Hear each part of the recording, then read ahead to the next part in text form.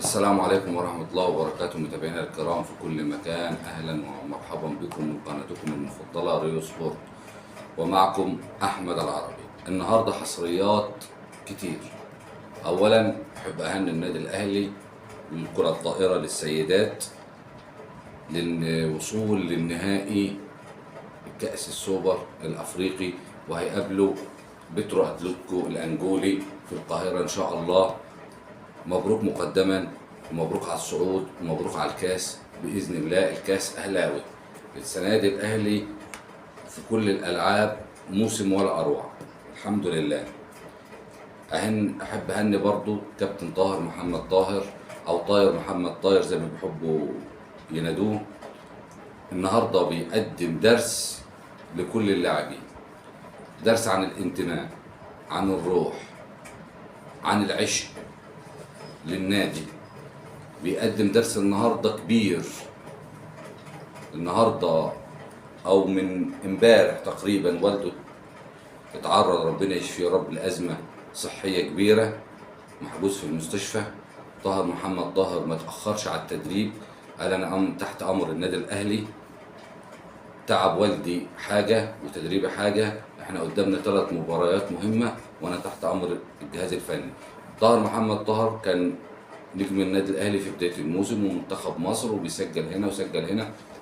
طاهر محمد طاهر من بعد رجوعه في المباراه بتاعه الهلال السوداني والاسيست اللي ولا اروع عن امام عاشور، طاهر النهارده بيحضر التدريبات بكل جديه. طاهر رجع وبيسجل في الدوري وبيصنع وصانع اهداف وسجل مع النادي الاهلي. طاهر قال انا موجود تحت امر الجهاز الفني في اي لحظه. شابوه كابتن طاهر محمد طاهر، فعلا انت بتحفر اسمك باصرار وعزيمه وجد وجهد، مش في النادي الاهلي، في قلوب جماهير النادي الاهلي الاول وعشاق الفانلة الحمراء وعشاق الشياطين الحمر. فعلا انت بتدي درس للانتماء والاخلاق. فعلا انت بتثبت ان انت انسان بمعنى الكلمه، بتعرف تفصل، بتعرف تفصل. ربنا يا رب يشفي والد الكابتن طاهر محمد طاهر، يا رب اشفي طاهر او اشفي محمد طاهر والد الكابتن طاهر شفاء لا يغادر سقما يا رب. طبعا حاليا 100 مليون اهلاوي بيدعوا له، ان شاء الله ربنا ما تشوفش حاجه وحشه فيه يا كابتن، وربنا يشفي يا رب. وبكره باذن الله تشرفه وترفع راسه ونشوفك رمز من رموز النادي الاهلي، اللي انت على بدايه الطريق وحطيت رجلك ان انت ان شاء الله باذن الله هتكون رمز من رموز النادي الاهلي. النهارده في انفراد يكاد يكون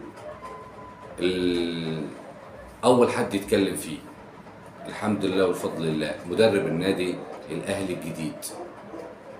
مدرب النادي الاهلي الجديد هو اسباني، وهقول لكم اسمه ما تستعجلوش. هو اسباني واشتغل في فنلندا 7 سنين، كان بيدرب اكبر فريق من اكبر الفرق في فنلندا. المفاجأة بقى ان هو مدرب اورلاندو بايرتس جنوب افريقيا، اللي هيلعب النهائي امام بيراميدز.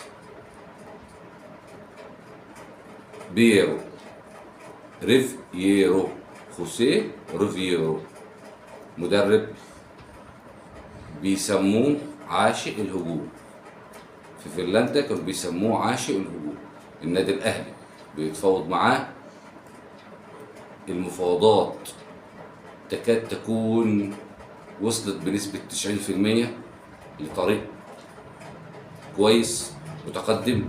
نقدر نقول الحمد لله، أنا الحمد لله على الصبر والصدق. حط الشاحن 85%. خوسيه ريفيرو مدرب النادي الأهلي الجديد في كأس العالم. حط الشاحن كده بنسبة 85%. طبعا مفيش اي كلام الا بعد مباراة الذهاب والعودة بتاعت نهائي افريقيا. خلاص النادي الاهلي بيحط الردوش الاخيرة. في صفقة كبيرة جاية. طبعا النادي الاهلي انهى التعاقد خلاص مع اسامة فيصل. البنك الاهلي. خلاص النادي الاهلي زي ما قلت وبكرر، الشخصيه اللي هتنفع مع النادي الاهلي المدرب الجاحد العاشق للهجوم هو خوسيه. النادي الاهلي بيحط الرتوش الاخيره، بقول بكرر، الانفرادات مش هتلاقيها غير عندي، الاخبار الاخيره مش هتلاقيها غير عندي. اللي بيقول لك جوزيه جوميز، انا طلعت وقلت النادي الاهلي ما بيفاوضوش، وفعلا النادي الاهلي لم يفاوضوا، كان كله كلام وكلاء مع النادي.